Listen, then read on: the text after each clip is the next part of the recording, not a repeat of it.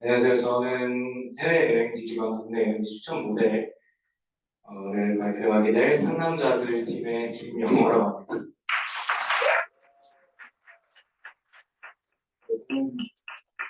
상남자들에서 들을 맡은 식기 김영호라고 합니다.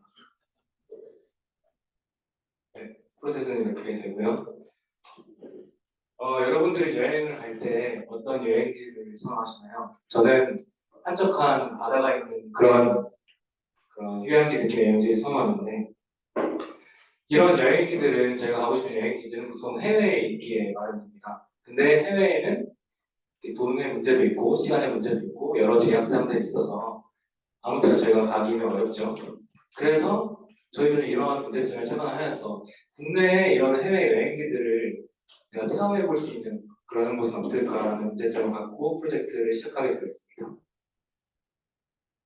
그래서 이러한 생각하기에 저희는 첫 번째로 우리가 가고 싶어하는 해외 여행지와 닮은 장소, 그리고 국내 여행지를 찾아보죠.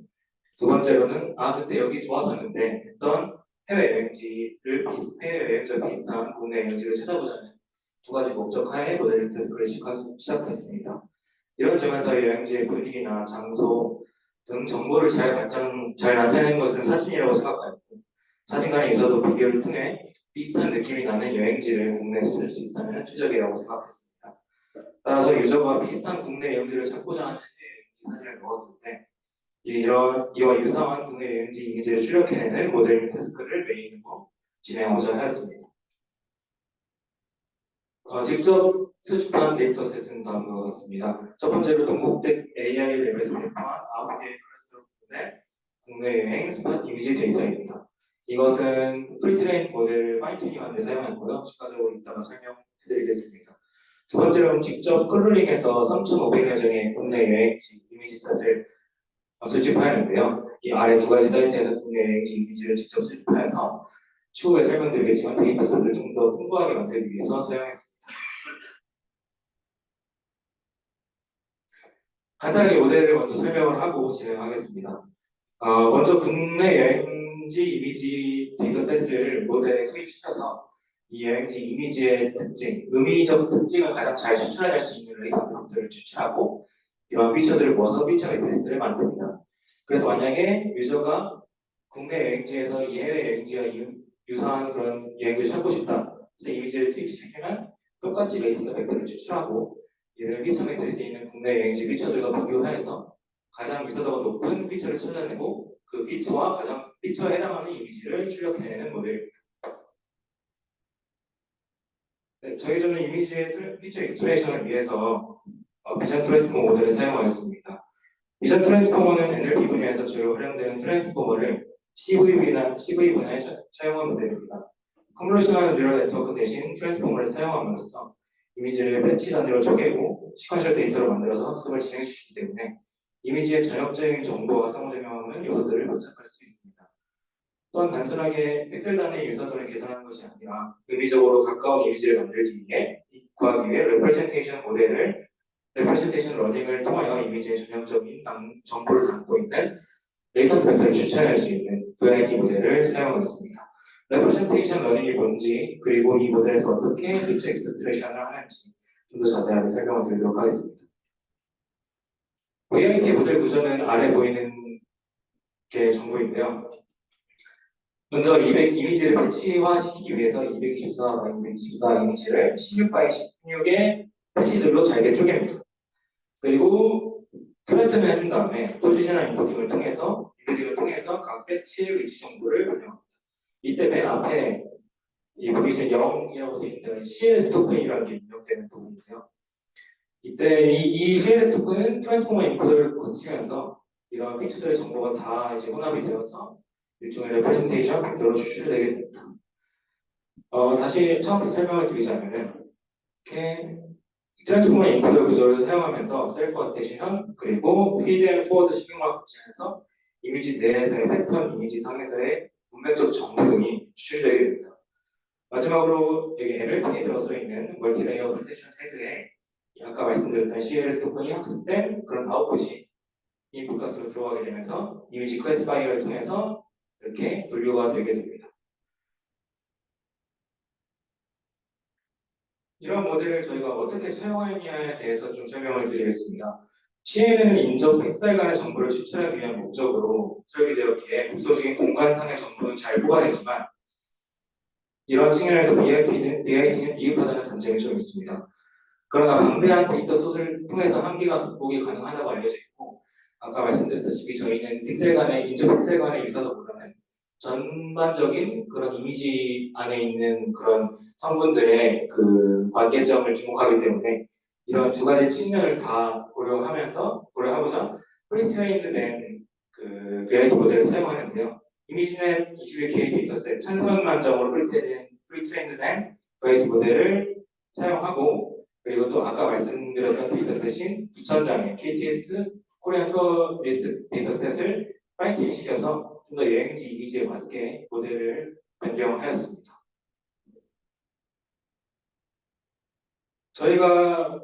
우리가 얻고자 하는 거는 그냥 클래시피케이션이 아니라 아까 말씀드린 것처럼 피처 익스트랙션 결과였죠. 그래서 저희가 어떤 부분에 주목을 했는지 좀 더 자세하게 설명을 드리겠습니다. 아래 이제 빨간색 네모 부분이 저희가 주목한 부분인데요. 이 부분은 아까 말씀드렸던 리버레이션 팩터인 CLS 토큰이 움직이는 과정입니다. 트랜스포머 인코더를 통과시킨 후 결국 클래시피케이션에 사용되는 그런 인풋 값은 이 인코더를 통과한 CS 토큰 값입니다. 항상 동일한 제로 포지션에 위치하면서도 다른 패치들과의 정보를 주고받으며 인베딩 되게 되는데 이때 인코더를 거치면서 이 토큰에는 여기 있는 여러 패치들의 정보가 이제 덧붙여지게 됩니다. 그래서 그 CS 토큰이 인코더를 거친 아웃풋 자체가 일종의 대표하는 벡터, 레프레젠테이션 벡터가 되게 되는 겁니다. 따라서 단순한 픽셀 단위의 계산이 아닌 전반적인 이미지의 구조를 비교하고 이미지의 의미 기반의 비교가 가능한 픽처를 추출하기 위해서는 이 NLP 헤드의 인풋 값인 CS 토큰의 인코더 통과 벡터를 사용하게 되었습니다. 그 후에는 이렇게 뽑아낸 픽처들을 픽처 매트릭스로 다시 DB화하여서 저장을 하였고 여기서 아까 두 번째로 말씀드렸던 직접 클릭한 이미지들을 추가함으로써 이 픽처 매트릭스에 있는 이미지 데이터셋이 좀 더 풍부하고 모델이 좀 더 정확한 결과를 추출해내기 위해서 이렇게 추가 모델을 진행하였습니다. 그렇다면 이렇게 픽처를 뽑아낸 뒤에는 이 픽처들 간의 유사도를 구할 수 있는 알고리즘이 있어야겠죠. 그래서 저희는 코사인 시뮬레이터를 사용을 했습니다. 단순한 벡터 성분간의 너무 부족하기 때문에 다 프로덕트를 활용해서 두 벡터의 닮음을 고려한 그 방향을 고려한 그 코사인 시뮬레이터를 사용함으로써 유사도를 계산하였습니다. 그런데 이제 저희가 지금은 10,000장 정도의 피처들이 있지만 만약에 이게 나중에 상용화되면 수백만 피처들이 이제 피처 매트릭스 포함이 되게 될 텐데 이를 일일이 유사도를 계산하고자 하면 시간이 엄청 오래 걸려서 유저들이 인터랙티브하게 결과를 받기 어려울 겁니다. 그래서 저희는 추천 시스템에서 많이 사용하고 있는 파이스 알고리즘이라는 걸 사용했습니다. 이는 이제 벡터 간의 유사도 계산을 위한 넷시스 모델에서 자주 쓰이는 알고리즘이고요. 데이터베이스 분야의 인덱스 개념을 활용하여서 시뮬러티 설치에 적용하였습니다. 인덱스에 대해서 간단히 설명을 드리면은 이 사전에 있는 A, B, C, D, E 이렇게 구획되어 있는 부분을 데이터베이스 분야에서 인덱스라고 하는데요. 여러분이 애플이라는 단어를 찾고 싶을 때 이 사전 전체를 뒤져는 게 아니라 A라고 적혀있는 부분을 A라는 적혀있는 부분을 열고 거기서 쉽게 애플을 찾을 수 있게 만들었던 그런 방식이 인덱스라고 합니다. 저희 그 파이썬에서는 여러 가지 인덱싱 알고리즘이 있는데 저희는 그 중에서도 가장 대표적이라고 할 수 있는 프로젝트 퀀타이제이션이라는 PQ 알고리즘을 사용했습니다. 세부적인 그런 알고리즘 진행 방향은 다음과 같은데요. 먼저 오리지널 벡터가 있으면은 이것을 n개의 서브 벡터로 나눕니다.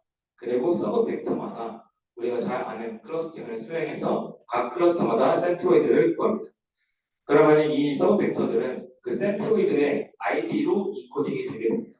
여기서 보이는 예시로 보면은 이 오리지널 벡터가 서브 벡터 4개로 분할이 되고 그리고 각각의 센트로이드가 50, 118, 29, 47이라는 아이디를 갖고 있으니까 이 벡터 자체가 50, 118, 19, 47이라는 일종의 인덱스로 인코딩이 되게 됩니다.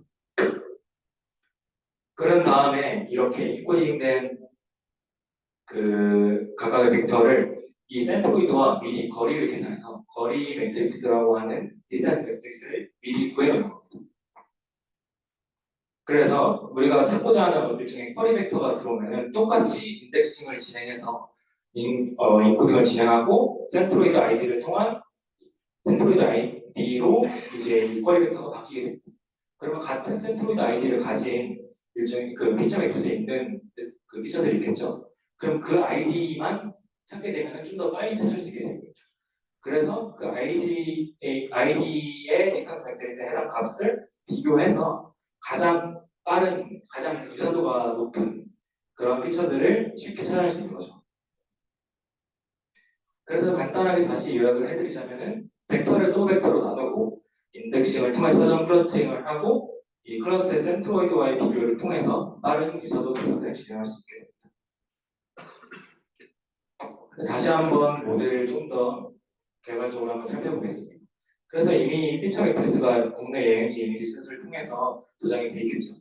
그러면 해외 이미지가 들어왔을 때 VID를 통해서 피처 익스트랙션을 해서 레이터 데이터를 추출하고 이를 국내 여행지 이미지 셋에 있는 피처 매트리스와 프라이스 알고리즘을 통해서 유사도 비교를 합니다. 그래서 가장 가까운 피처를 찾아내고 이 피처에 해당하는 이미지를 결과값으로 추출해야 됩니다. 네. 그래서 좀 저희가 모델을 실제로 돌려본 결과들을 좀 보여드리려고 하는데요. 이제 상하이에 있는 동방명주 타워를 국내에서 좀 가보고 싶다 하면은 저희 모델에서는 이렇게 대구에 있는 팔성타워라는 곳을 추천해주고 있습니다. 두 번째로 오늘은 좀 이런 푸른 해변에서 보라카이 해변에서 한번 쉬고 싶다. 근데 국내에 어떤 곳이 있을까 했더니 부산 기장군에 있는 임랑해수욕장이 추천되었습니다. 마지막으로 나는 오늘 중국의 향기를 좀 느껴보러 자금성을 한국에서 좀 경험해보고 싶다 하면은 창덕궁에는 인정전이 이렇게 추천되게 됩니다. 나름 사소한 결과들이 좀 잘 추출되고 있는 것 같지 않나요?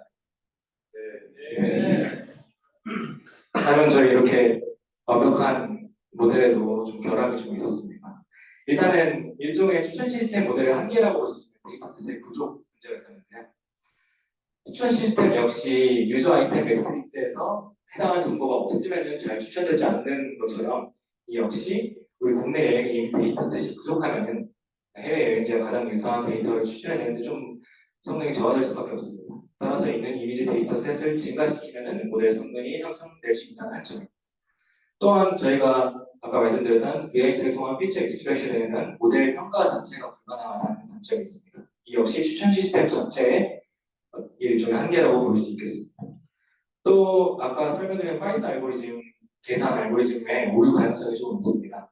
압축시켜서 벡터들을 인코딩하기 때문에 어느 정도 거리는 보존이 되지만 조금이나마의 그 오류 가능성이 존재하는 점에서 가장 유사한 전수조사를 통해서 찾았던 가장 유사한 그런 벡터는 찾지 못할 수 있다는 그런 일종의 오류가 좀 존재하긴 합니다.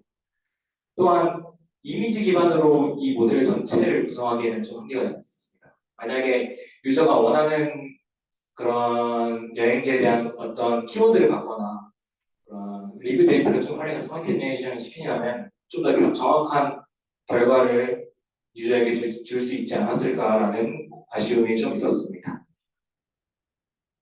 네, 이상으로 발표를 모두 마치도록 하겠습니다. 감사합니다. 네, 발표 시작하겠습니다. 안녕하세요. 저희는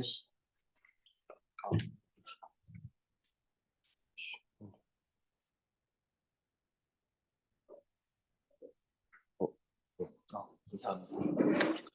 안녕하세요. 저희는 시계열을 다룬 유감팀이고 저는 발표자 연재명입니다.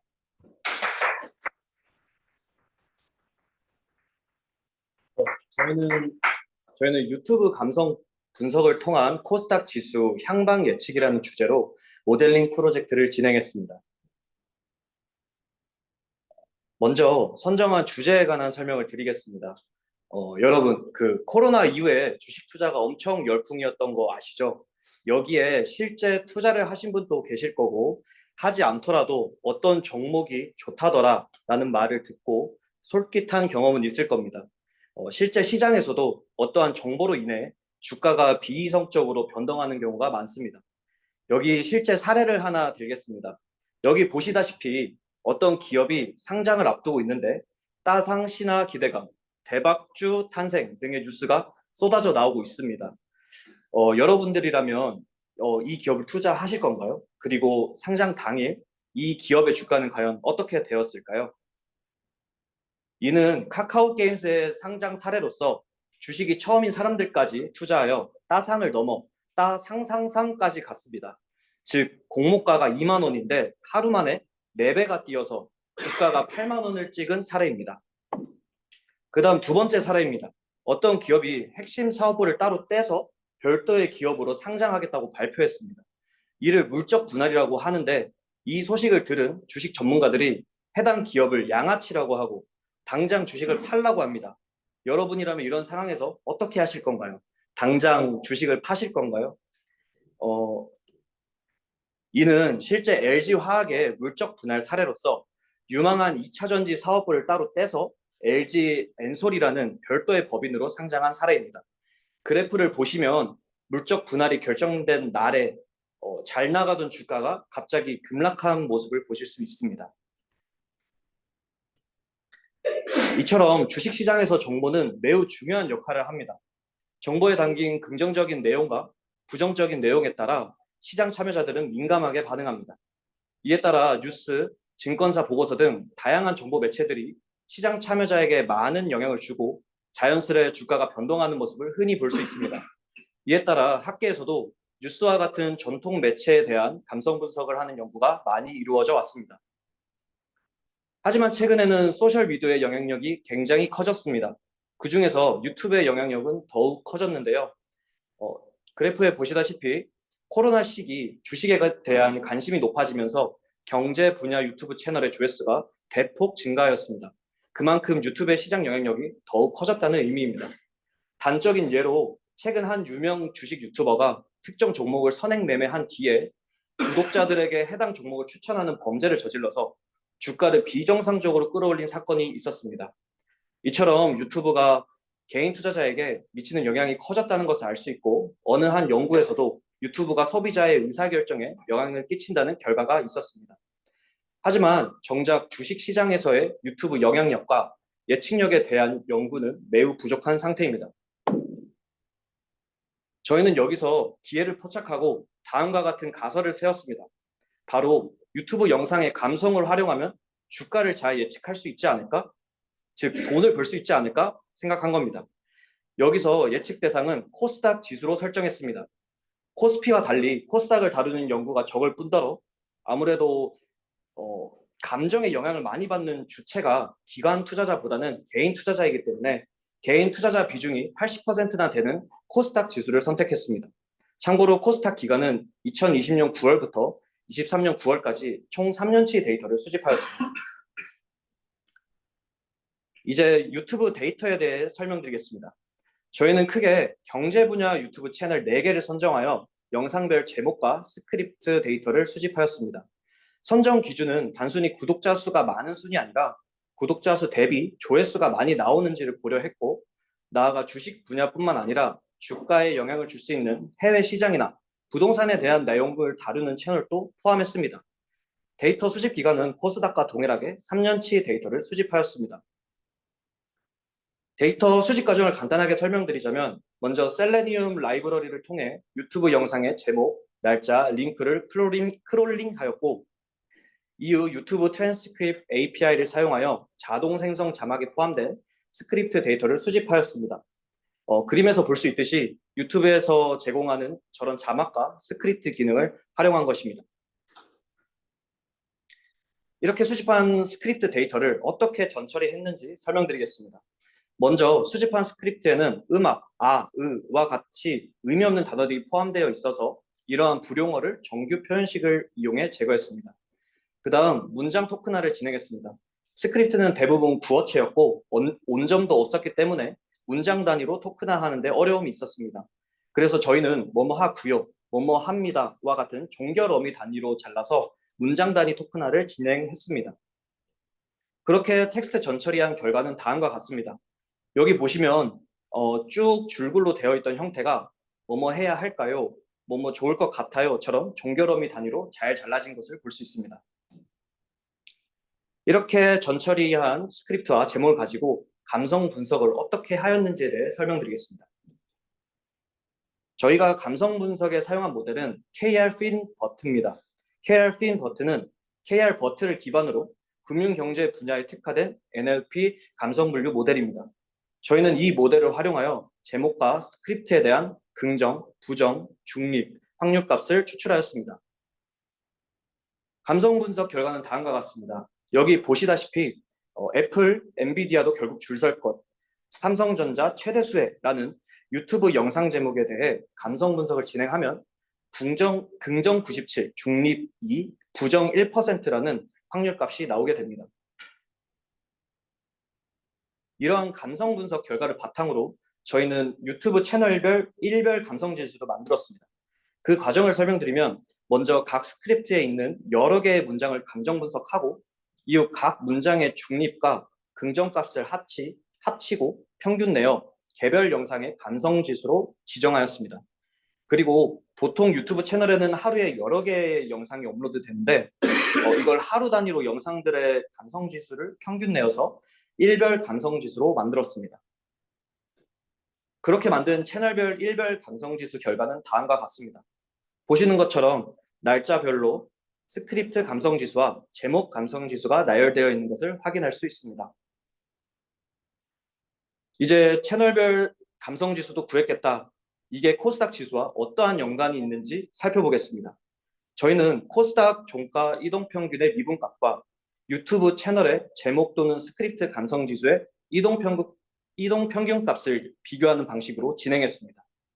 여기서 이동평균을 사용한 이유는 영상에 비어있는 일자가 있기도 했고 영상 안에 노이즈가 섞여 있어 5일씩 묶으면 노이즈가 줄어들 것이라고 판단했기 때문입니다.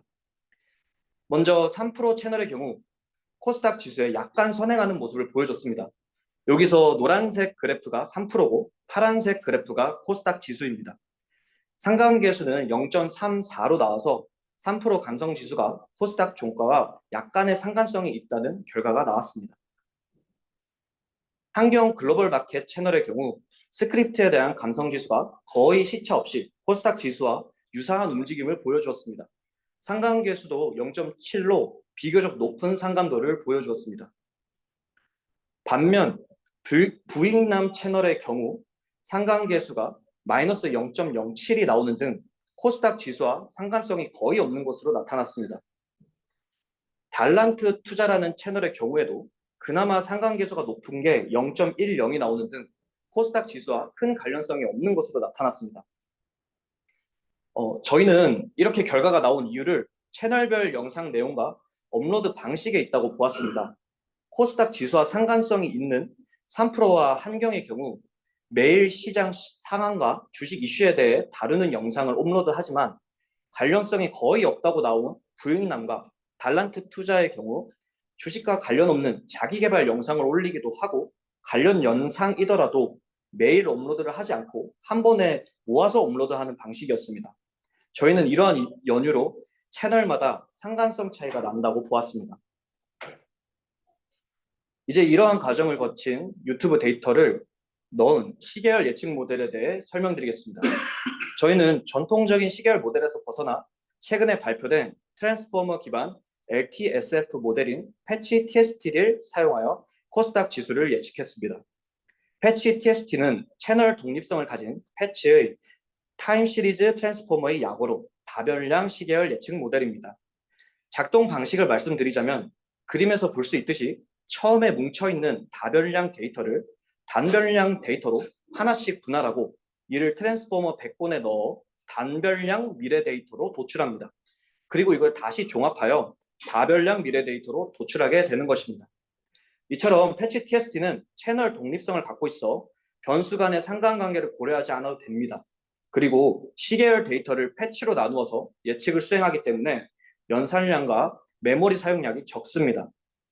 또한 트랜스포머를 사용하여 패치 간의 관계를 고려해서 예측하는 특징을 갖고 있습니다. 특히 패치를 만들어내는 타임 시리즈 트랜스포머라는 데 의미가 있습니다. 유튜브 데이터를 예시로 들자면 여기 단별량 데이터 길이 L이 12라는 것은 12일치 데이터를 의미합니다. 그리고 스트라이드 S가 2인 것은 2일을 추가한다는 의미이고 패치 사이즈를 4로 정한다면 4일씩 잘라서 총 패치의 크기는 아래 식에 나와 있는 N개가 됩니다. 저희는 이러한 패치 TST 모델의 코스닥 지수와 총 4개의 유튜브 채널 감성 지수를 다별량 인풋으로 사용하여 코스닥 지수를 예측하였습니다. 본격적으로 예측 결과를 말씀드리기 전에 저희는 코스닥 지수 향방을 예측하는 것을 목표로 했다는 점을 말씀드리고 싶습니다. 왜냐하면 과거 코스닥 지수와 일부 유튜버의 자료만으로는 수익률을 정확히 예측할 수 없기 때문입니다. 실제로 유튜버들은 지수가 어디까지 정확히 오를지 내릴지 예측하지 않고 현재 시장을 기반으로 미래 경제의 업다운을 예측한다는 점에서 수익률 예측보다는 지수 향방을 예측이 보다 적합한 태스크일 거라고 판단했습니다. 그렇게 저희는 1영업달, 즉 25일간의 코스닥 지수 향방 예측을 시도하였습니다. 먼저 그래프에 대해 설명드리자면 검은색 선은 실제 전일 대비 변동량이고 빨간색 선은 모델의 예측값입니다. 가운데 점선 0을 기준으로 그래프가 양의 값이면 전일 대비 상승, 음의 값이면 전일 대비 하락을 의미합니다. 여기서 주의할 점은 예측값이 Y의 그래프를 잘 따라했는지가 중요한 것이 아니라 적절한 시점에 0을 기준으로 지수 상승 또는 하락을 잘 예측했는지가 중요한 것입니다. 이에 따라 모델 평가 지표로 애큐러시와 F1 스코어를 사용했습니다. 그리고 두 지표 모두 최소 0.5 이상은 나와야 한다는 기준을 정했습니다.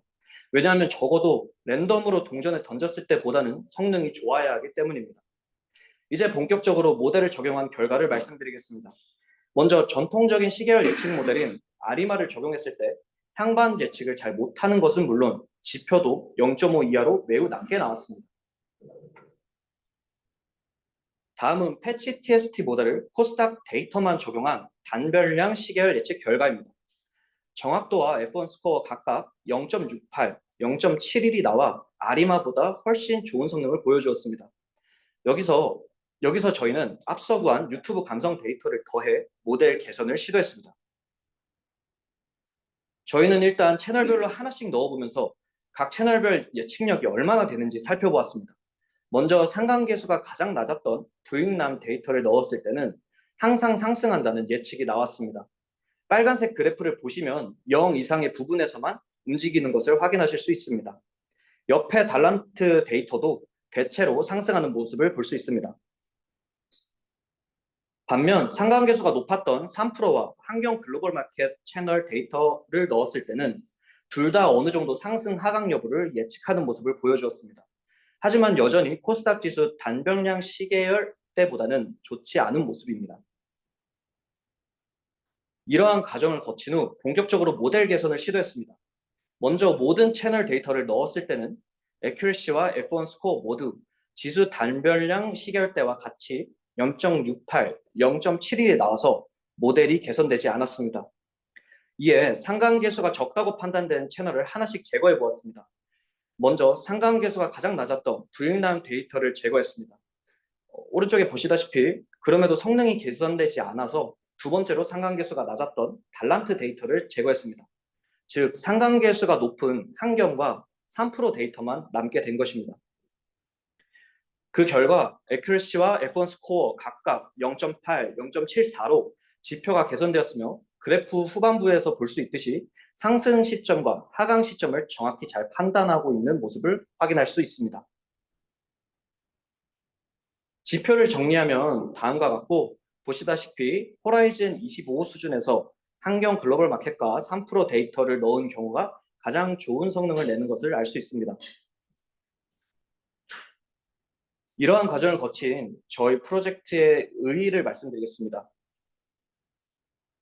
먼저 유튜브 데이터를 시장 선행 변수로 사용하는 신선한 시도를 하였으며 코스닥에 존재하는 유튜버의 영향력을 검증하였습니다.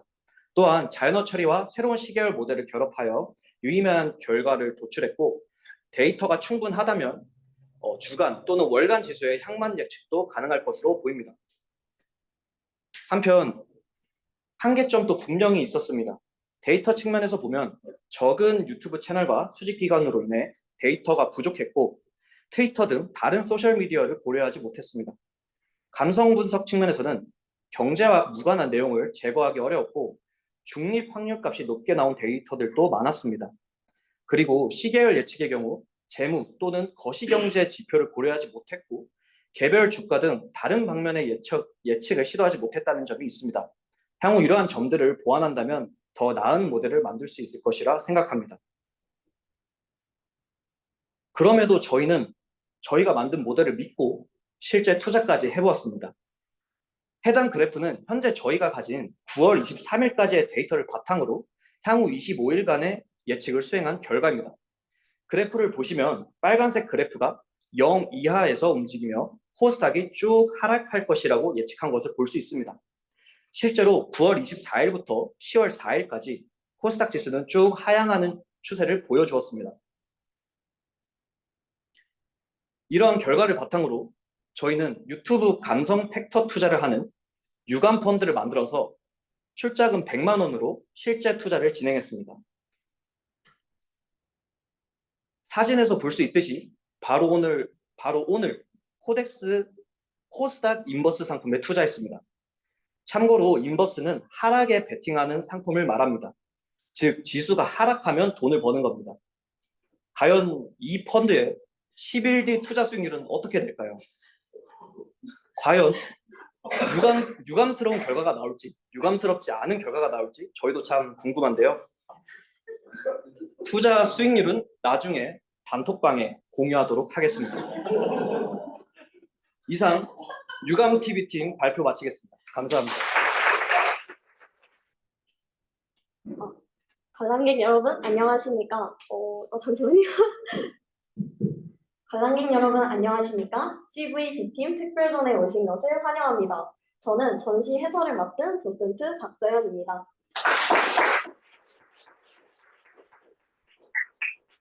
이번 전시가 특별한 이유 첫 번째는 일상적인 풍경을 화가들의 화풍으로 재해석했다는 것. 두 번째는 이를 3D로 구현하여 입체감을 불어넣었다는 것입니다. 관람객 여러분께서 이번 전시를 통해 만약 고흐가, 모네가 이 풍경을 그렸다면 어땠을까 상상하시는 재미와 3D만의 생생한 입체감을 느끼실 수 있기를 바랍니다. 이 전시는 저를 비롯해 김서진, 윤영진, 임선민 큐레이터에 의해 기획되었는데요. 심혈을 기울여 준비한 전시인 만큼 재밌게 즐겨주시면 감사하겠습니다. 이번 전시는 아다인을 통한 고전과의 만남, 널프를 통해 살아난 입체 크게 두 코너로 구성되어 있습니다. 그럼 첫 번째 코너로 출발해 보겠습니다. 전시될 작품들을 만들기 위한 파이프라인은 다음과 같습니다. 스타일 트랜스퍼 모델인 아다인과 3D 뷰를 생성하는 모델인 널프를 사용하여 기존의 널프 데이터셋에 화풍을 입히고 이렇게 3D로 구현하는 하나의 파이프라인을 완성하였습니다.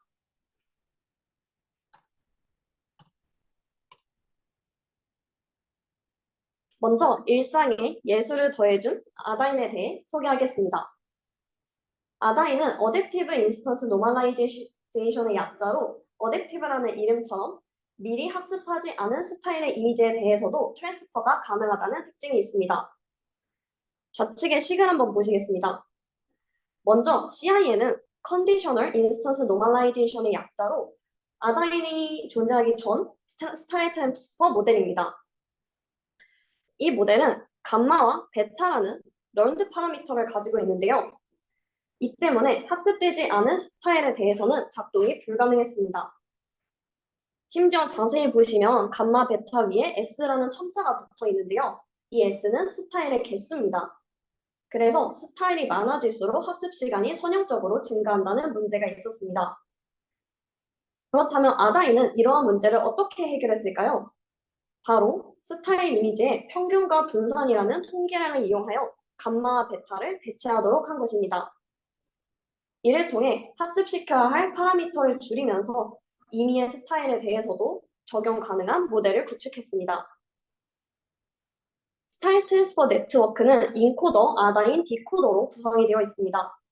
우선 인코더는 콘텐츠 및 스타일 이미지에서 레프레젠테이션을 추출하는 역할을 합니다.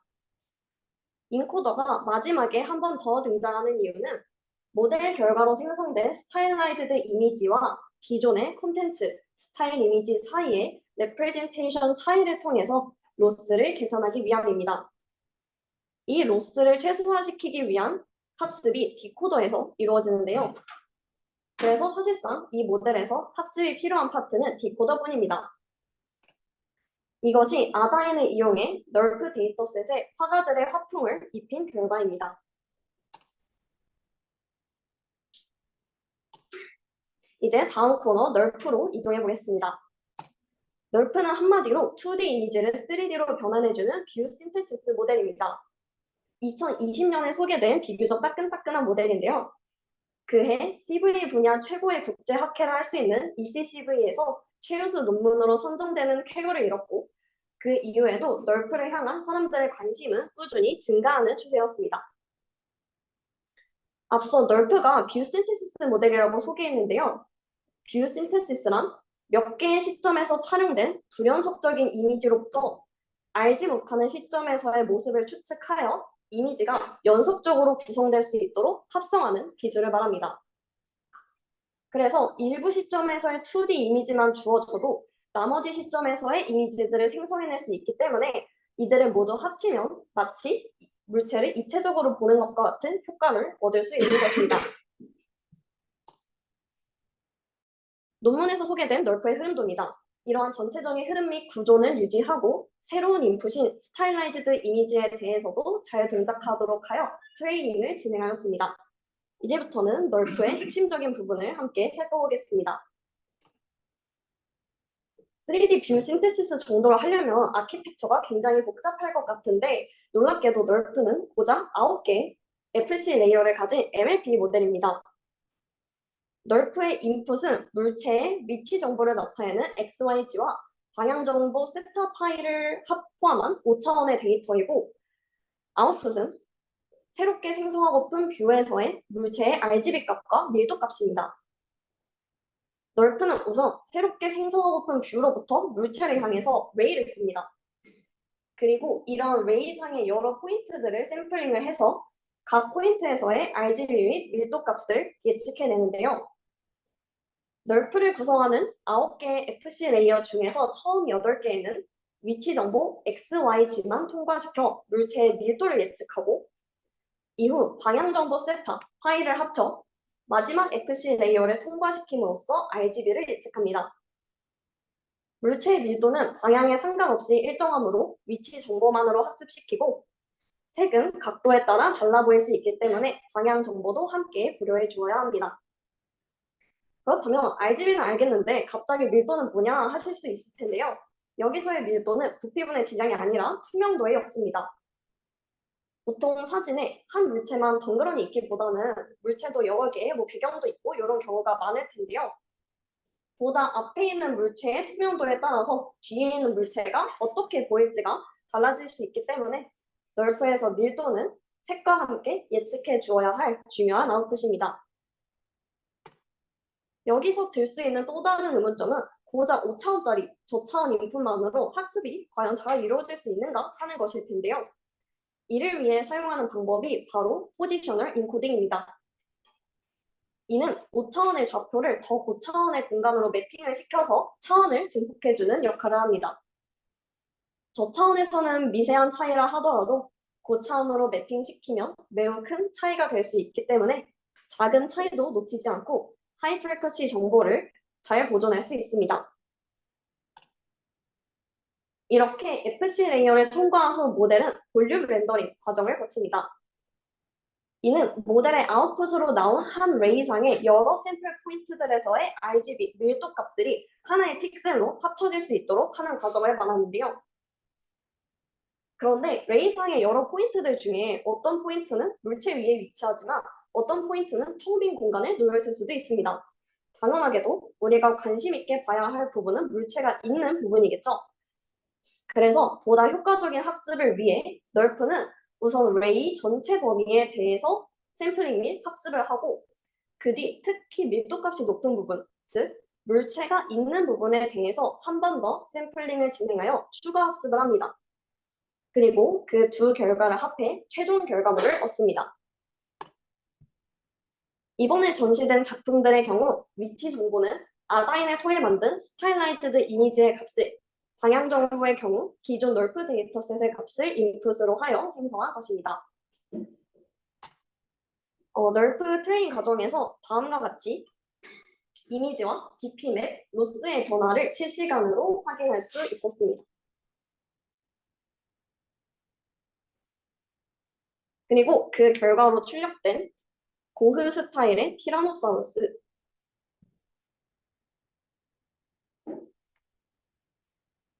그리고 모네 스타일의 난초입니다.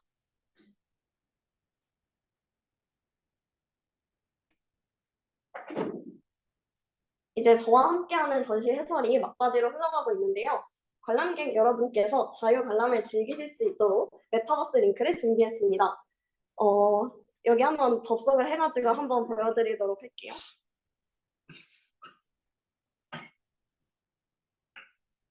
네, 이렇게 접속을 하시면은 그 WSAD 키로 이제 이동을 하실 수가 있고, 벌써 뛰어다니는 분이 계시네요.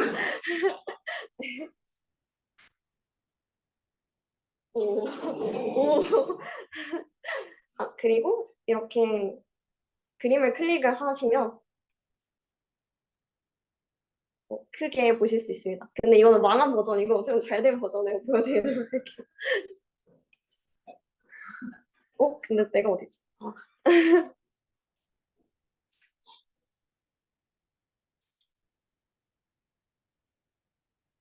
그 전에 약간 각 방의 컨셉을 조금 설명을 드리자면, 이 방은 이제 아다인으로 생성된 이미지들을 보실 수 있는 그런 방이고, 그리고 저쪽 방에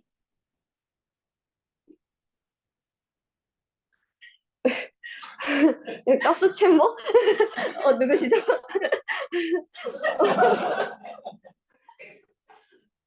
이거 숫자 키를 누르시면은 따봉이나 이런 거 다 할 수 있어요.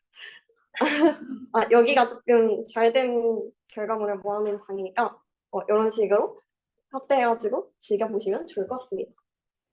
그리고 여기 숨겨진 함정 카드가 하나 있는데 찾아보시는 재미도 있을 것 같아요. 오.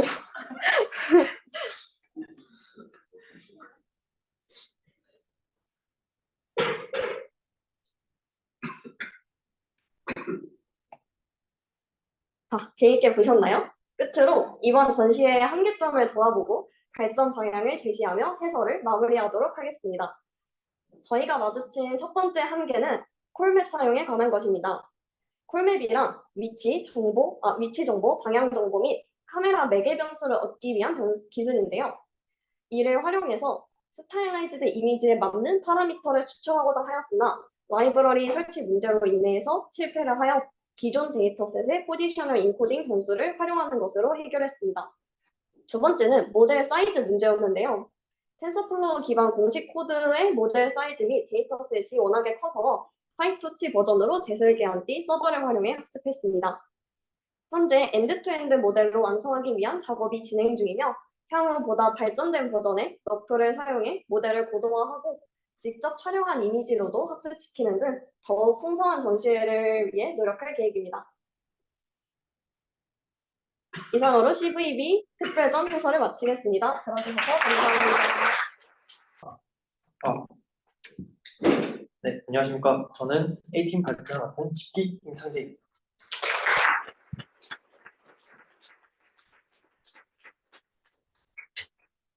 여기 플라스틱 병이 하나 있습니다. 제가 여기 세션 오기 전에 편의점에서 사가지고 온 건데, 혹시 이 병을 페트병이랑 일반 플라스틱 중에 어디로 분리수거를 해야 할까요? 한번 손들어 볼까요? 페트병에 분리수거해야 한다. 일반 플라스틱에 분리수거해야 한다. 역시 저희 팀은 다 일반 플라스틱에 손을 들네요. 네, 이 병은 유색이기 때문에 일반 플라스틱에 분리수거를 해야 합니다.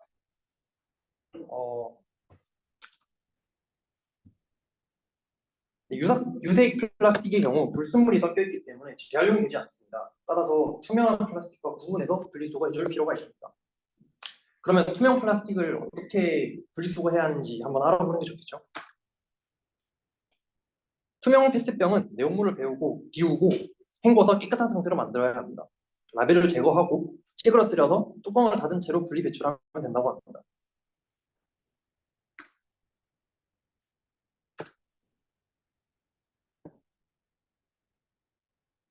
컴퓨터가 많이 내려가지고 양해가 좀.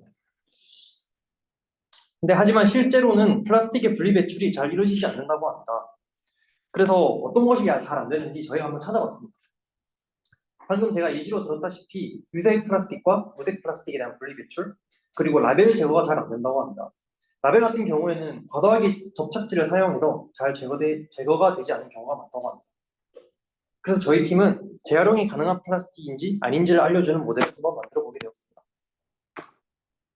먼저 데이터입니다. 저희는 캑을, 구글 이미지, 로보플로, 그리고 실제 사진 촬영을 통해서 사진을 수집했습니다. 제가 사진 찍으면서 저희 집 밑에 분리수거장에서 페트병 사진을 찍고 있었는데 사람들이 이상하게 쳐다보더라고요. 항상 그렇듯이 데이터 수집하는 게 가장 힘든 것 같습니다. 클래스는 여기 밑에 나오다시피 분리수거 가능, 재활용 가능, 라벨 제거, 유색, 그리고 유색이면서 라벨도 제거해야 하는 이렇게 4개의 클래스로 나눴습니다. 저희가 로우플로우 데이터 사진을 모은 다음에 로우플로우 사이트에서 직접 바운딩 박스를 어노테이팅하는 작업을 진행을 했고요. 그리고 다음과 같은 어그멘테이션 과정을 거쳐서 약 1,800개 정도의 트레이닝 데이터를 만들었습니다. 다음은 모델입니다. 저희는 하나 혹은 여러 개의 플라스틱 병이 사진에 주어졌을 때 각 플라스틱 병이 재활용이 가능한지 불가능한지를 이렇게 보여주고 싶은 그런 모델을 만들고 싶었기 때문에 오브젝트 디텍션과 클래시피케이션이 동시에 가능한 욜로 모델을 선택하였습니다. 욜로 모델 중에서도 버전이 굉장히 많은데 그중 가장 우수하다고 알려진 것은 V8입니다. V8인데 V8은 일단 모델 크기가 너무 크고 학습하는 데 시간이 너무 오래 걸렸습니다. 비하인드 스토리로 저희가 그냥 한번 되는지 안 되는지 돌려봤다가 저희 팀에 주어진 계정 그걸 다 써버려가지고 약간 눈물을 머금고 V5를 선택을 했습니다. 네, 그렇게 상대적으로 모델 크기가 작고 활용이 용이한 V5 모델, 그 중에서도 V5M 모델을 선택을 하였습니다. 그리고 이미지 넷 데이터로 프리트레인된 파라미터를 가지고 와서 전위 학습도 해줬습니다. 욜로에 대해서 얘기를 조금 해보려고 하는데요. 이미 세션에서 다뤘기 때문에 다들 어떤 모델인지는 어느 정도 알고 있을 것 같습니다. 그래도 간단하게 한번 짚고 넘어가도록 하겠습니다. 욜로는 You Only Look Once의 약자로 입력된 이미지를 일정 분할로 그리드화해서 하나의 신경망을 한 번에 통과해 바운딩 박스와 클래스를 예측하는 모델입니다. 여기서 쓰이는 중요한 개념 중에 하나가 IOU가 있는데요. IOU는 Intersection over Union의 약자로 Ground Truth Box와 Prediction Box가 겹치는 부분이 많을수록, 그러니까 Prediction이 Ground Truth에 가까울수록 IOU 값이 커지게 됩니다. NMS라는 개념도 있는데요. NMS는 Non-Max Suppression의 약자로 동일한 객체에 대해 예측한 여러 개의 바운딩 박스들 중에서 확률이 가장 높은 정확한 바운딩 박스를 찾는 방법입니다. 욜로 모델은 가장 먼저 입력 이미지를 S 곱하기 S 그리드로 분할을 시킨 다음에 분할을 시킵니다. 저희가 사용한 V5 모델의 경우에는 19 곱하기 19 그리드로 분할을 했고요. 이후 각 그리드별로 이미지 분류와 로컬라이제이션을 하게 됩니다. 그리고 확인된 객체의 위치에 바운딩 박스를 그리면서 모델이 진행됩니다.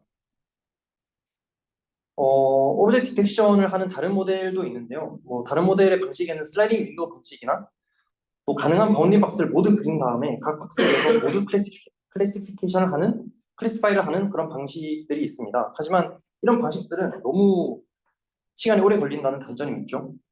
하지만 욜로는 하나의 신경망에서 모든 그리드에 대해 박스의 XY 좌표, 그리고 높이, 너비, 컨피던스 값을 모두 예측을 하기 때문에 굉장히 속도가 빠르다는 장점이 있습니다. 이게 저희가 모델을 학습시킨 결과이고요. 총 100개 폭으로 진행을 했고, 폭이 진행될수록 트레이닝과 밸리데이션 로스가 감소하는 것을 확인할 수 있습니다. 모델 성능에 대해서 얘기를 해보려고 하는데요. 저희가 모델의 성능은 MAP로 평가를 했습니다. 다들 프리시전과 리콜에 대해서는 많이 들어보셨을 텐데요. 프리시전은 포지티브라고 예측한 것 중 실제로 포지티브인 비율을 말하고요. 리콜은 실제 포지티브 중에 포지티브라고 예측한 비율을 의미합니다.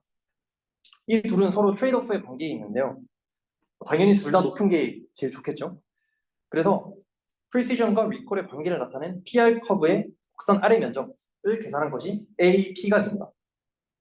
AP가 높을수록 더 성능이 좋다라고 얘기를 할 수 있겠습니다. 이제 저희가 이제 클래스가 여러 개가 있기 때문에 모든 클래스에 대해서 AP를 계산한 다음 그 AP 값들을 평균 낸 것이 MAP입니다. 네, 저희가 학습시킨 모델의 성능 평가인데요. 여기서 제가 몇 개만 좀 짚고 넘어가면은, 먼저 프리시전, 옆에 이제 클래스가 있는데요. 저기서 4개의 클래스가 밑에 있고, 위에 제일 위에 있는 all은 아마, 네, 밑에 있는 4개의 평균을 낸 것입니다. 그래서 이제 all 클래스만 한번 보면은, 프리시전이 0.914, 상당히 높게 나왔고, 리콜도 0.807로 상당히 높게 나온 것을 확인할 수 있습니다. 또한 MAP도 0.901로 1에 굉장히 가까운 값이 나온 것을 확인할 수 있습니다. 여기서 제가 조금 짚고 넘어가야겠다고 생각한 것이 이제 colored 클래스에서 recall 값이 상당히 낮게 나온 것을 확인할 수 있는데요. 이는 제가 나중에도 얘기를 하겠지만 실제 유색인 플라스틱 병을 내용물이 있는 것이거나 라벨이 붙어 있는 것으로 혼동한 결과라고 저는 생각을 했습니다. 아마 이것은 모델 크기를 키우고 학습을 좀 더 많이 시키면 충분히 개선될 수 있을 거라고 생각합니다. 이게 저희가 실제 사진들을 넣어서 예측을 한 결과인데요. 이 중에서 하나만 보면 제일 왼쪽 위에 있는 사진 한번 볼까요? 저 사진을 보면은 병이 2개가 있죠. 왼쪽 병이랑 오른쪽 병이 2개가 있는데 왼쪽 병은 투명해 보이지만 라벨이 붙어 있습니다. 오른쪽 병 같은 경우에는 약간 초록색 빛을 돌고 사이다 병인데 초록색 빛을 돌고 라벨이 마찬가지로 붙어 있습니다.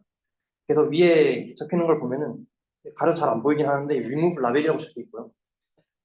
오른쪽 병에 대해서는 colored and remove 라벨이라고 적혀 있습니다. 정확하게 예측한 것을 확인할 수 있죠.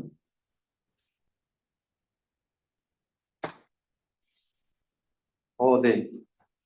저거는 제가 어젯밤에 찍은 사진인데 제가 자취하는 방이 바닥입니다. 제가 망고 마시고 사진 찍어서 한번 해봤는데 상당히 잘 나오더라고요. 글씨가 잘 안 보이는데 remove 라벨이라고 적혀 있고요. 컨피던스 값이 90%, 0.9 정도로 상당히 높게 나온 것을 확인할 수 있습니다. 제가 이 사진을 붙인 이유가 아무래도 라벨이 붙어 있는 게 굉장히 많기 때문에 내용물로 인식할 수도 있을 법했는데 상당히 이거 라벨이 붙어 있는 거다라고 예측을 잘 한 것 같아서 제가 가지고 와봤습니다. 저희가 진행한 테스트의 확장 방안을 얘기를 해보도록 하겠습니다. 저희는 플라스틱 병에 대해서만 프로젝트를 진행을 했지만 다른 쓰레기를 분리수거하는 테스트로도 확장을 할 수 있을 것 같습니다.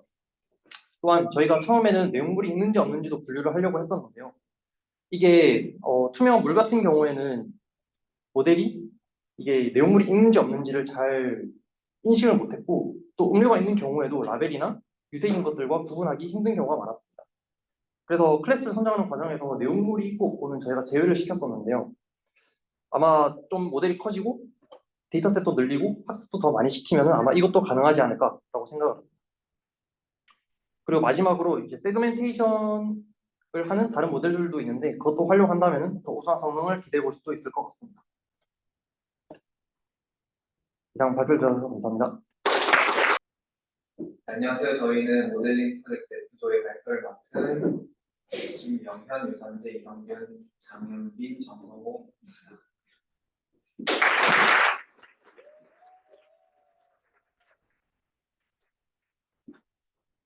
다음과 같이 저희 팀 프로젝트의 모티베이션과 데이터셋, 모델 구조에 대한 설명, 그리고 결과 및 개선 방향으로 진행하도록 하겠습니다.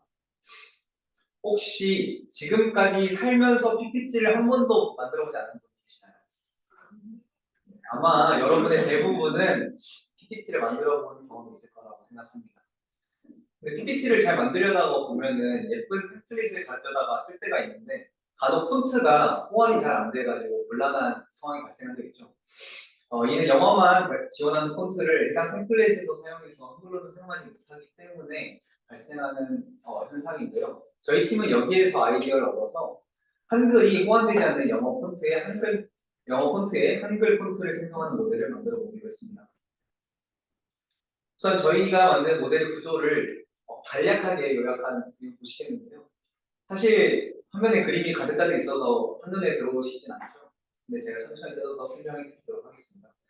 보시면은 여기 상단 부분이 트레이닝 프로세스고 하단 부분이 테스팅 프로세스 혹은 인퍼런스 과정이라고 보시면 될 것 같습니다. 지금부터 각각의 프로세스에 대해 구체적으로 설명해 드리겠습니다. 우선 저희가 학습에 사용한 데이터 셋입니다. 저희의 태스크를 위해서는 다양한 폰트와 각각의 폰트마다의 글자 이미지가 필요했습니다. 그런데 그것을 일일이 캡처해서 저장하는 것은 매우 비효율적인 방법이라고 생각을 했습니다. 따라서 한글과 영어가 모두 지원이 되는 폰트의 소스 파일인 table 파일로부터 각 폰트당 영어 52개와 한글 조합 약 11,000개 이미지를 변환하는 방법을 이용하여서 학습을 진행했습니다. 다음은 모델에 대한 구체적인 설명을 해드리도록 하겠습니다. 보시면서 용어가 좀 헷갈리실 수도 있는데 소스 이미지는 저희가 만들어내고 싶은 글자의 모양이나 구조를 가진 이미지로 생각을 해주시면 될 것 같고 타겟 이미지는 저희가 스타일을 뽑아내려고 하는 이미지라고 생각을 해주시면 될 것 같습니다. 우선 소스 이미지로부터 글자의 구조와 모양에 대한 정보를 담은 컨텐츠 피처를 뽑기 위해 유넷의 인코더 파트를 통과하게 됩니다. 유넷의 인코더의 6개의 층으로부터 각각의 레벨에서 이러한 스트럭처 피처를 뽑아내고 이들이 잘 뽑혔는지 확인하기 위해 다시 유넷의 디코더를 통해 복원하여 확인합니다. 타겟 이미지의 경우 폰트의 스타일에 대한 정보를 가진 피처를 추출하기 위해서 유넷과 별개의 인코더를 통해 피처를 뽑아내고 이것을 폰트의 스타일이 담긴 스타일 피처라고 생각을 했습니다. 이렇게 얻어낸 스타일 피처를 다시 6단계의 디컨볼루션 블럭을 가진 제너레이터에 입력을 넣어줍니다. 이때 6개의 레벨마다 이전에 유넷 인코더에서 소스 이미지를 통과시켜서 6단계에 걸쳐서 얻어낸 스타일 피처를 컨디셔널하게 넣어줍니다. 단계마다. 이런 방식으로 소스 이미지와 타겟 이미지를 결합해서 제너레이터의 최종 아웃풋으로는 32x32의 폰트 이미지를 얻게 됩니다. 이렇게 생성된 이미지는 타겟 폰트의 스타일을 가진 글자이므로 모델이 잘 학습이 되었다면 타겟 폰트에서 가져온 글자 모양 이미지와 같아야 합니다. 그래서 둘 간의 L1 놈의 형태로 제너레이트 로스를 정의하였습니다. 이렇게 생성된 페이크 이미지와 소스 이미지는 다시 디스크리미네이터를 통해서 여러분들이 아시는 방법으로 일반적인 게임과 같이 디스크리미네이터 로스를 얻게 됩니다. 이처럼 위에서 얻은 로스를 통해 최종 로스를 얻어 맥프로파게이션을 통해 모델을 학습했습니다. 다음은 모델의 출원 과정에 대해 설명해 드리겠습니다. 우선 영어만 지원되는 폰트의 인덱스와 그러한 폰트로 생성하고자 하는 한글 글자 또는 문장의 ASCII 코드를 받습니다.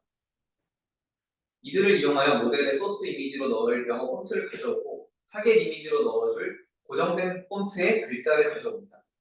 그래서 이 둘을 모델에 인풋으로 넣어주면 우리가 원하는 글자를 원하는 영어 폰트의 스타일의 글자 이미지로 생성해낼 수 있습니다. 자, 이게 저희가 인풋으로 넣은 영어 폰트인데요. 이게 생성된 폰트 이미지입니다. 혹시 어떻게 좀 잘 나온 것 같나요? 네. 감사합니다. 이것 같은 경우에도 이렇게 결과를 얻어냈어요. 잘 보시면은 여기 뱃살 화이팅의 히읗하고 장현빈의 히읗하고 글씨체가 다른 걸 확인할 수 있죠. 그래서 마냥 조금 글자 두께만 두꺼워지거나 하는 게 아니라 어느 정도의 피처를 담고 있는 거라고 여겨집니다.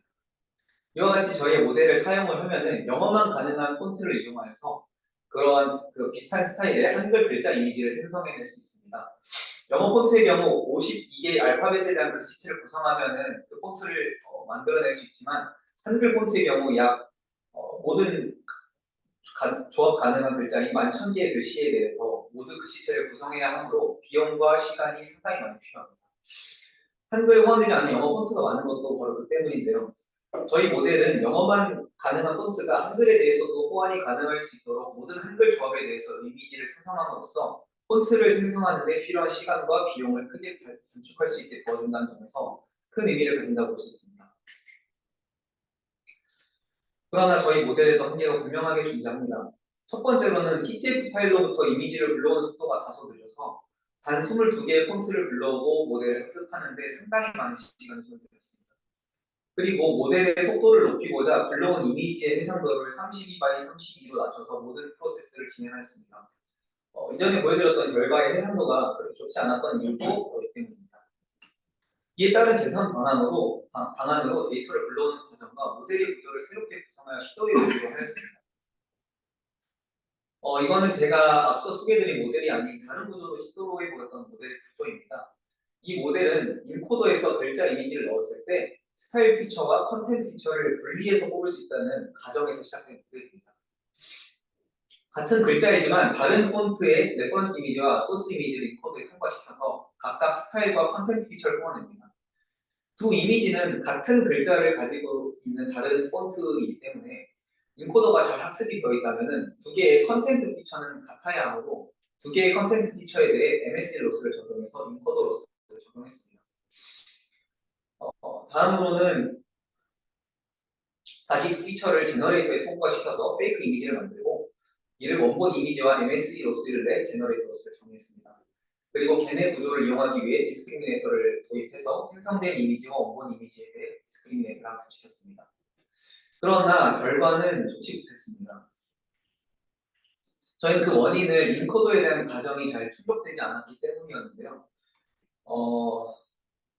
인코더가 스타일과 컨텐트 피처를 잘 분리해서 뽑지 못했고 그로 인해서 제너레이터가 만든 이미지가 원본 이미지와 크게 달랐기 때문에 디스크리미네이터 로스는 한없이 작아지는 반면에 제너레이터 로스는 매우 커지는 그런 불완전한 학습이 진행되는 현상이 발생했습니다.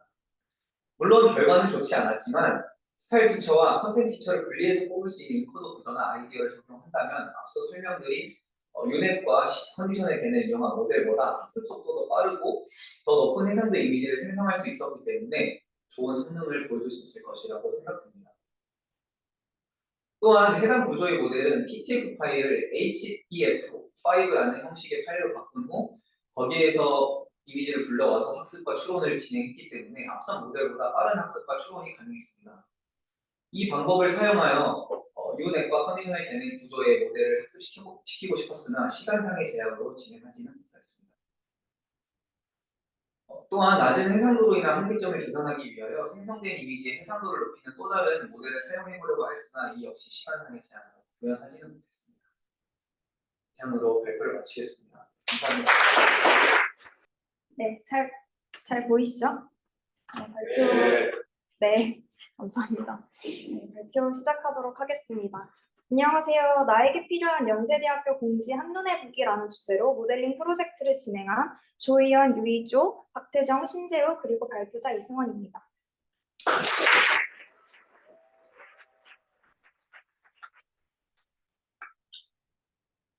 저희는 흔히 검색을 귀찮아하는 핑거 프린스 그리고 핑거 프린세스들을 위해 본인이 궁금한 정보에 대해 질문하거나 카테고리를 선택하면 연세대학교 내에 올라오는 많은 공지 중 필요한 공지글만 골라서 볼 수 있게끔 만드는 웹사이트를 구현하는 것을 목표로 이번 NLP 태스크를 수행했습니다. 목차는 다음과 같습니다. 빠르게 넘어갈게요. 저희는 연세대학교 내 공지글은 연세대학교 도서관, 국제처, 생활관, 그리고 각 학과 홈페이지 등으로 세분화되어 있고 그 속에서도 어느 목록에 내가 원하는 정보가 있는지 알기 힘들다는 불편함을 파악했습니다. 그리고 또한 검색창이 있기는 하지만 검색 결과가 그리 시원치 않습니다. 제가 인공지능학과 홈페이지에 들어가서 인공지능 검색대회라고 검색한 결과와 AI 경진대회라고 검색한 결과는 아주 다릅니다. 사실상 같은 의미를 지니고 있는데 말이죠. 그래서 저희는 이런 검색의 불편함을 해소하기 위해 하나의 홈페이지에서 모든 공지글을 볼 수가 있고 제목에 내가 검색하는 단어가 없어도 검색 결과를 반영하여 나아가 이용자가 관심 있는 키워드를 설정하면 그와 관련된 새로운 공지사항이 업로드 되었을 때 알림이 가는 시스템을 고안해 보았습니다. 이러한 결과를 창출하는 데 필요한 핵심 아이디어는 다음과 같습니다. 공지글마다 제목과 본문 내용 바탕 키워드 태그를 5개씩 생성하여 이 태그를 중심으로 사용자에게 관심 공지사항을 추천하게끔 하고자 합니다. 구체적인 진행사항은 다음과 같습니다. 어차피 뒤에서 설명할 내용들이니 이건 바로 설명으로 넘어가도록 할게요. 먼저 연세대학교 10곳의 사이트에서 공지사항을 크롤링해왔습니다. 전부 하지는 않았고 팀원들이 자주 사용하는 10개의 사이트에서만 선정을 하여서 크롤링을 하였고 10,000개 정도의 데이터를 사용했습니다. 이를 기반으로 공지글마다 태그를 생성해야 했습니다. 이때 태그라 하면은 제목과 본문의 내용을 다룬 키워드라고 생각하시면 됩니다. 예를 들어 2023학년도 2학기 무학기숙사 입사 관련 글이 있다고 가정해 봅시다. 이때 태그는 2023학년도 2학기 무학기숙사 입사 여건 등의 태그가 될 수 있겠죠. 이때 어떤 방식으로 태그를 만들어 볼까 여러 가지 방식을 고민해 봤는데요. 저희는 LLM 모델을 이용하는 방식을 선택했습니다. 저희는 GPT를 가지고 퓨전 러닝을 통해서 몇 가지 인스트럭션을 제공하고 주어진 데이터로부터 5개의 태그를 뱉어내게 만들었습니다. 이것을 가지고 트레인 데이터셋을 구성했습니다. 이 슬라이드는 원샷 러닝과 퓨전 러닝에 대한 설명인데 궁금하신 분들만 나중에 읽어보시기를 권해드리며 시간 관계상 넘어가도록 하겠습니다. 자, 다시 본론으로 돌아가서 GPT의 태그를 어떻게 생성해냈는지 얘기를 좀 더 해보자면 여기 OpenAI chatcompletion.create 이 함수가 있죠. 여기서는 OpenAI의 API를 사용하여 대화 형식의 모델을 활용할 때 호출하는 메소드입니다. 이를 통해서 대화를 시작하고 모델에게 입력을 주어서 대화를 진행하고 그 결과를 받아올 수 있습니다. 여기 메시지스 부분이 여기 보이시나요? 있죠? 여기 있죠. 메시지스 부분이 대화 형식으로 주고받을 입력을 설정하는 코드입니다.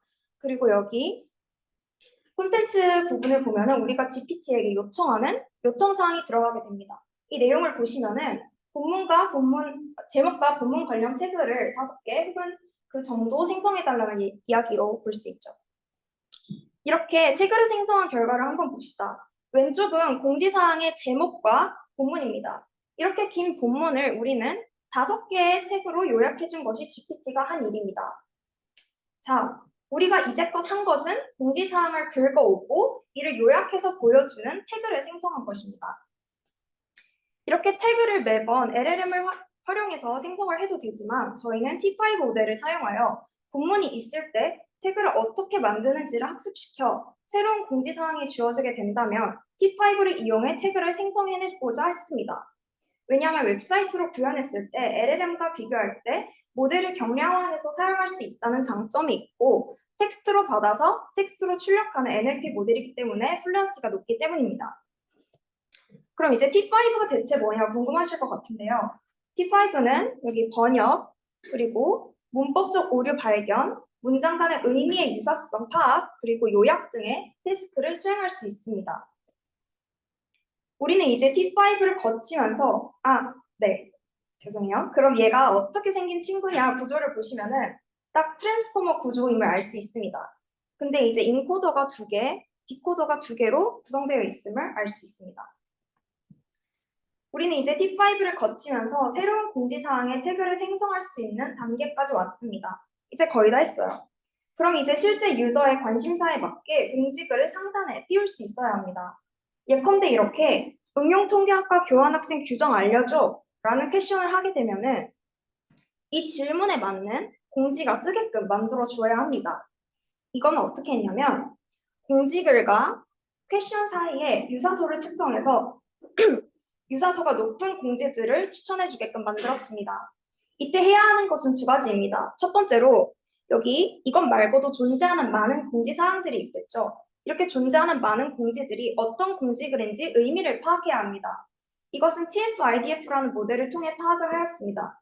그리고 두 번째는 공지와 유저의 질문 사이의 코사인 유사도를 구해서 그 유사도 기반으로 공지글을 추천할 수 있게끔 알고리즘을 만들었습니다.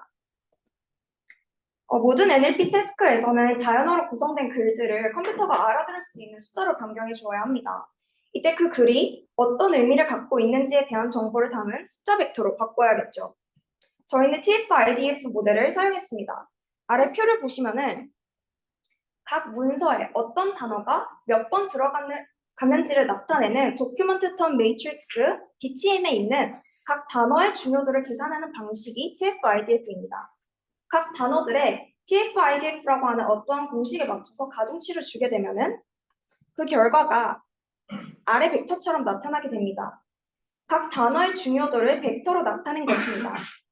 첫 번째 문장의 첫 번째 단어의 중요도는 0으로 볼 수가 있고 두 번째 단어의 중요도는 0.4647 정도로 볼 수 있네요. 그럼 우리는 공지사항을 이제 TF-IDF를 적용한 벡터로 바라볼 수 있게 되었습니다. 이를 기반으로 유저가 한 질문과 코사인 유사도를 구해서 그 결과값이 높은 공지글을 추천할 수 있게끔 만들어 주었습니다. 그 결과는 다음과 같습니다.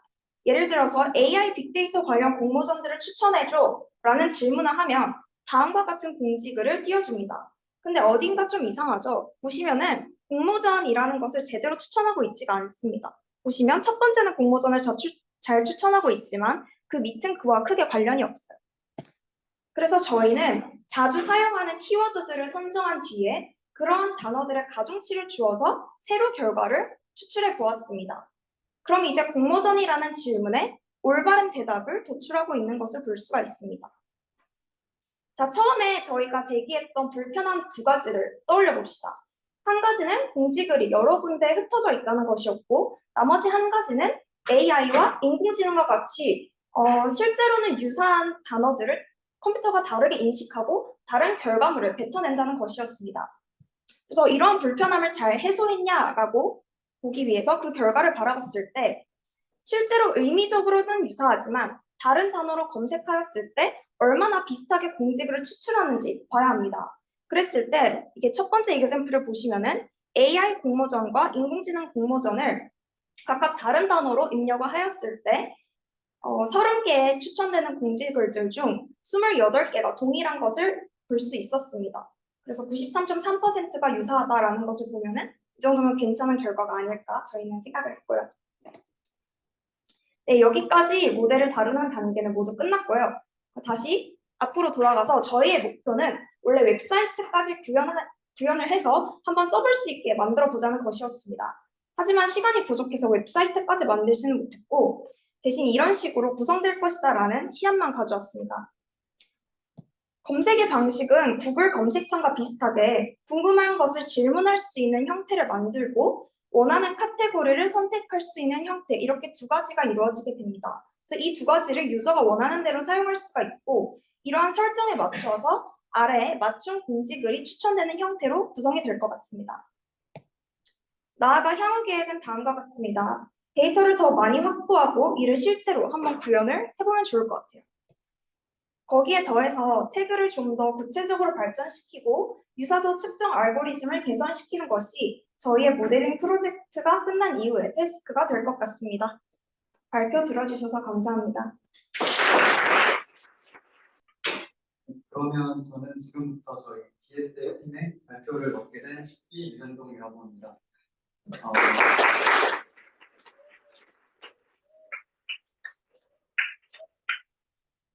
제가 진행할 저희 발표의 제목은 이제 시네스테틱 리딩이라고 해서 공감과학적 읽기에 대해서 발표를 하게 될 텐데 지금 저희 팀명을 보시면 DSA인데 여기에 이제 저희 발표에 중요한 내용이 다 담겨 있습니다.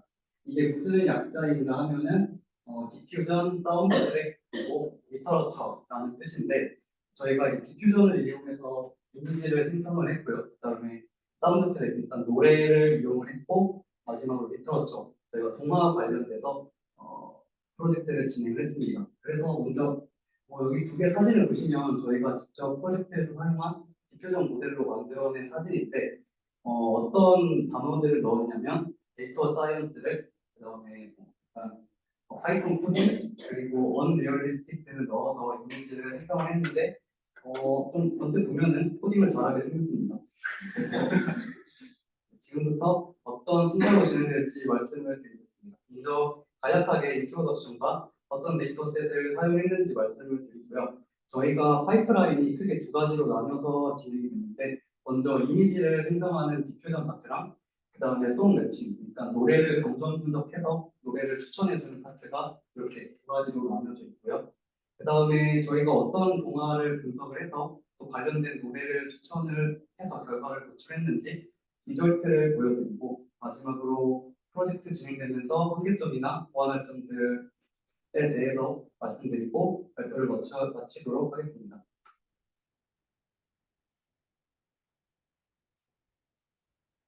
네, 먼저 발표에서 제가 예시로 들어드리면서 진행된 내용은 이제 레드슈즈라는 동화인데요. 이제 모르시는 분들이 좀 계실 것 같아서 간략하게만 말씀을 드리자면 이제 이 빨간 구두는 온갖 탐욕과 허영으로 가득한 세상을 상징을 하고 있습니다. 그래서 여기 보시면 이 여자 주인공, 빨간 구두를 들고 있는 주인공이 이제 빨간 구두에 집착을 하게 되면서 약간 미친 듯이 춤추다가 이제 고뇌하고 회개하는 그런 이제 내용을 담고 있는데요. 그래서 이제 저희 프로젝트의 타겟은 이게 두 가지의 아웃라인이 있습니다. 먼저 동화 줄거리를 텍스트 서머라이제이션을 통해서 일단 프롬프트를 작성을 하고요. 그 프롬프트를 통해서 디퓨전에 해당 인풋으로 넣어서 컨셉에 맞는 동화의 책 표지를 제작을 하는 과정이 하나 있고 그 다음은 동화의 텍스트 서머라이제이션을 통해서 만들어진 그 줄거리와 그 다음에 해당 동화의 가장 컨셉이 잘 맞는 음악을 추천해주는 이렇게 노래 감정 분석과 추천까지 이렇게 이루어져 있습니다.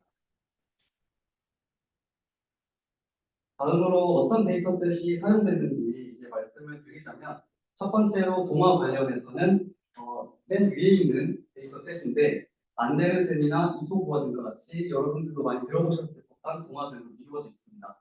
근데 동화나 이제 소설들을 보면은 각 이제 챕터별로 이제 단원이 이렇게 구성되어 있는데 이미지 생성할 때는 책 전체를 대표하는 겉표지를 커버를 만들어야 되기 때문에 섹션 구분을 하지 않고 사용을 하고요. 근데 감정 분석 시에는 이제 섹션별로 그 약간 감정이 달라지는 경우가 많았기 때문에 그래서 이제 감정 분석할 때는 챕터 부분을 해서 이 데이터를 활용을 했습니다. 그 다음에 아래쪽에 있는 게 저희가 사용한 노래 가사 데이터인데 노래 개수는 상당히 많았고요. 주로 이루어진 내용은 가수,曲명, 그리고 가사 이렇게 구성이 되어 있습니다.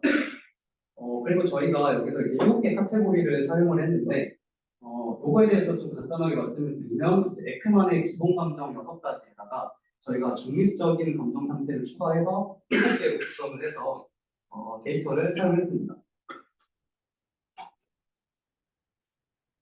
다음으로 먼저 디퓨전 파트의 파이프라인에 대해서 설명해 드리겠습니다. 이게 사실 저희가 전반적으로 진행된 프로젝트의 방향성인데요.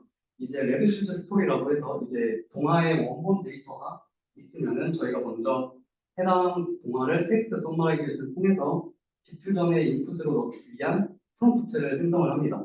그래서 그 프롬프트를 이용해서 디퓨전에서 거기에 맞는 배경 이미지, 책의 커버 이미지를 생성을 하는 거고요. 그 다음으로 이제 이모션 클래시피케이션 같은 경우에는 동화 스토리와 그리고 노래 둘 다 진행이 됐습니다. 그래서 이제 동화가 전체적으로 어떤 감정을 가지고 있는지 분석을 했고 또 거기에 맞는 저희가 노래를 추천해야 하기 때문에 노래에 대한 감정 분석도 동시에 진행이 됐습니다. 그래서 이제 그러면 저희가 노래에 대한 감정 분석이랑 그리고 동화에 대한 감정 분석의 유사도를 구할 때는 유클리디안 유사도를 이용해서 추천을 하였습니다. 네, 그러면 이제 텍스트 서머라이제이션부터 말씀을 드릴 텐데요. 여기서는 저희가 바트 모델을 사용을 했습니다.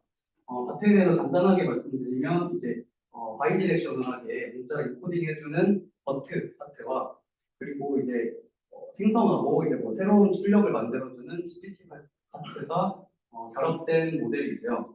또 여기서 저희가 이제 데이터셋을 이제 라지 CNN 데이터셋을 사용을 해서 옆에 오른쪽에 보시는 바트 라지 CNN이라고 되어 있는데 요 바트 라지 CNN 같은 경우에 이제 앱스트랙과 익스트랙 서머라이제이션이 모두 활용 가능합니다. 그래서 저희가 이 바트 라지 CNN을 사용을 했고 또 이제 사건에 대한 요약 방식을 학습한다는 점에서 저희 동화를 보시면 챕터나 섹션별로 구분이 되어 있기 때문에 저희 태스크에 적합하다고 생각을 해서 활용을 하였습니다.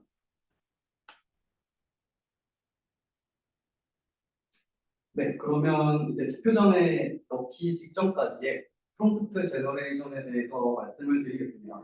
먼저 이제 왼쪽에 보이는 영어로 된 것들이 이제 레드슈즈의 섹션별 내용인데요. 이제 뭐 섹션 1, 2, 3 이렇게 있고 맨 밑에 이제 베스트라고 되어 있는 게 저희가 텍스트 서머라이제이션을 통해서 출력한 가장 유사도가 높은 동화 내용을 요약한 문장들이고요.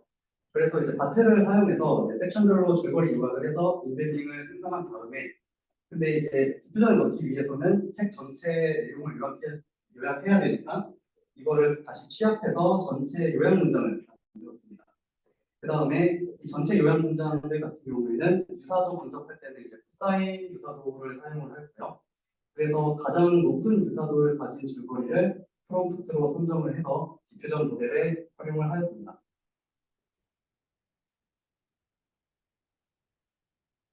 네, 디퓨전 모델은 사실 저희가 종교 세션에서도 이론과 실습을 다룬 적이 있기 때문에 그냥 간략하게 넘어가도록 하겠습니다.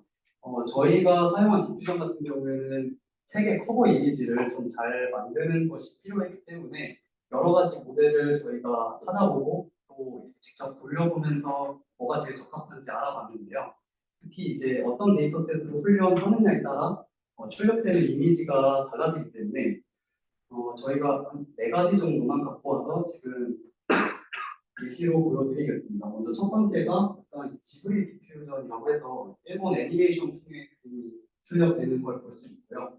그 다음은 코믹 디퓨전, 약간 이제 만화, 마블 만화 느낌도 살짝 나고 이런 모델도 있고 그 다음에 드림라이트 디퓨전이라고 해서 약간 좀 몽환적이고 초현실적인 여기 보면은 피카츄도 보입니다. 그래서 이런 모델도 있었고 마지막으로 스테이블 디퓨전 2.1이라고 해서 일단 세 번째 사진이 그 영국에 있는 시계탑 된 모양인데 이거랑 약간 초현실을 섞어서 만든 이미지를 출력하는 모델도 있었습니다.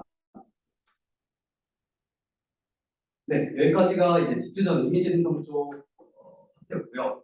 마지막으로 다음으로 이제 송 매칭 노래 감정 분석과 노래 추천 부분을 말씀드리겠습니다.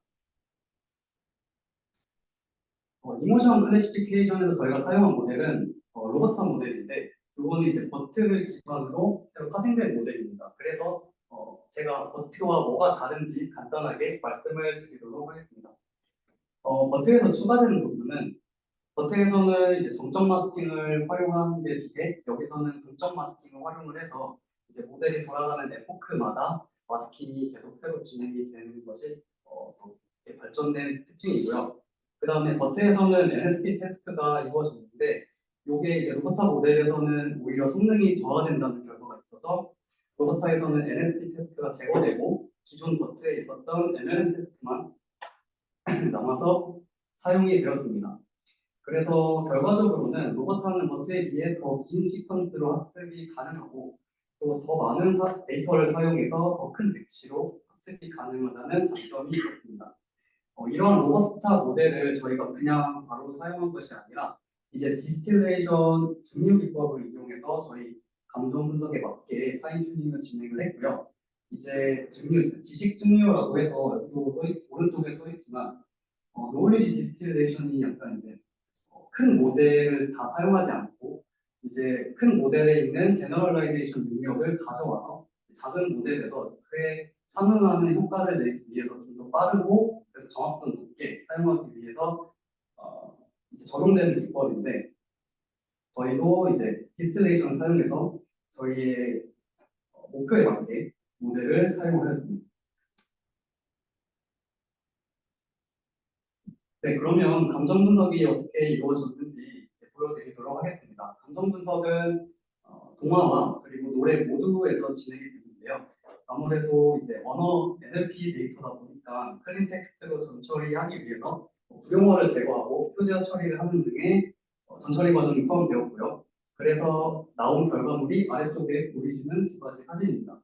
이제 왼쪽에 있는 사진이 이제 노래를 감정 분석한 결과고 오른쪽에 있는 게 소설을 동화를 감정 분석한 결과인데 이제 저희가 이제 노래를 보면은 아까 처음에 말씀드렸지만 7개 카테고리가 있는데 각각의 카테고리에 얼마나 유사한지 그 수치를 벡터로 표현해 주었고요. 그다음에 오른쪽은 한 동화에서 이제 섹션별로 어떤 감정에 더 유사도가 높은지 이제 벡터로 나타내어서 저희가 표현을 했습니다. 그러면 이제 저희가 노래를 감정 분석한 이유가 동화에 맞는 노래를 추천해 드리기 위함인데 그러면 이걸 어떻게 활용했냐 하면은 우선 동화를 이제 섹션별로 감정 분석을 진행을 했는데 그래도 이제 전체적으로 노래를 추천을 해야 되니까 저희는 이제 섹션별로 나눠져 있는 이모션 벡터들을 평균을 내서 민 이모션 벡터를 저희가 추출을 했습니다. 그래서 그 민 이모션 벡터랑 그 다음에 노래에 있는 이모션 벡터를 이제 유클리디안 유사도로 이제 매칭을 해서 가장 유사도가 높게 나타나는 노래를 추천을 해주는 방식으로 저희가 프로젝트를 진행을 했고요. 그래서 지금 오른쪽에 보시는 게 이제 레드슈즈 동화의 결과인데 그래서 이제 레드슈즈 동화를 저희가 이제 텍스트 서머라이징을 통해서 감정 분석을 하고 밑에 있는 것이 추천된 노래들의 유사도가 높은 목록들입니다.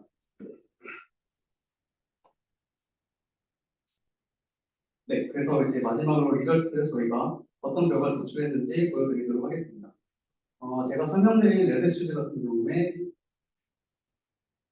이미지는 이렇게 출력이 되었고요. 그 다음에 오른쪽에 이제 노래랑 유사도를 저희가 작성을 해놨습니다. 그래서 제가 예시로 노래를 들려드릴 텐데요. 이제 이 소설은 알리바바와 40인의 도적이라는 소설이고요. 지금 출력된 이미지는 이렇게 나와 있고 이제 노래를 한번 들려드리도록 하겠습니다. 10초만 들려드릴게요.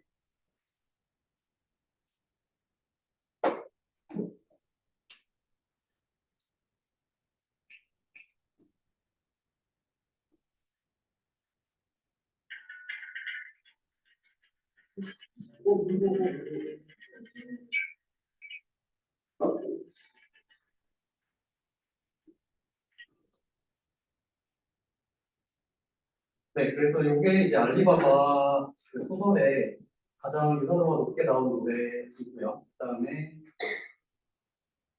네, 이제 스노우맨이라는 동화인데 이거는 잘 모르실 것 같아서 간단하게 말씀을 드리면 이제 집 마당에 있는 눈사람이 집 안에 있는 난로를 좋아하게 되는 내용인데 좀 이해는 안 되지만 그래도 로맨틱한 내용인데 지금 노래가 추천된 거는 Are You Experienced라는 노래인데 이것도 간단하게 듣고 가겠습니다.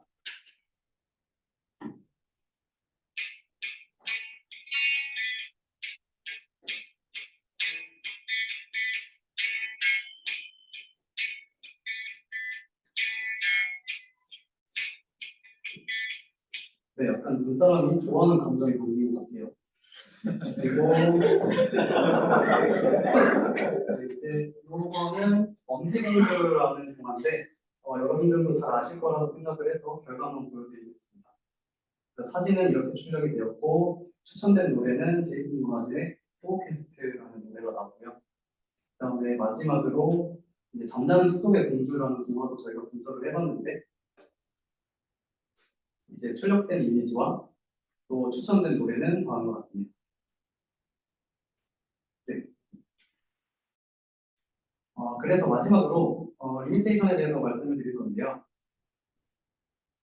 이제 이미지 생성과 관련해서는 책 표지에 아까 보셨겠지만 알리바바나 이렇게 생성된 이미지들 중에서 이제 알파벳이 좀 약간 무작위로 나열된 알파벳들이 있는 것을 볼 수 있었습니다. 그러니까 의미가 있는 단어가 아니라 의미가 없는 단어들이 생성이 되었다는 점이 좀 한계점인 것 같고 또 특히 책 표지에 인물이 나오는 경우에 이제 사람의 손가락을 표현하는데 좀 한계가 있어서 약간 손가락이 6개 있는 사람이 나온다던가 아니면 좀 신체가 왜곡된 경우가 있었습니다. 그리고 이제 노래를 추천하는 경우에는 저희가 가사를 감정 분석을 했지만 이제 멜로디와 같이 이제 약간 변화하는 감정성까지는 고려하지 못했다는 것이 저희의 한계점이라고 생각을 합니다. 네, 여기까지 저희 DSL 팀의 발표를 마치도록 하겠습니다.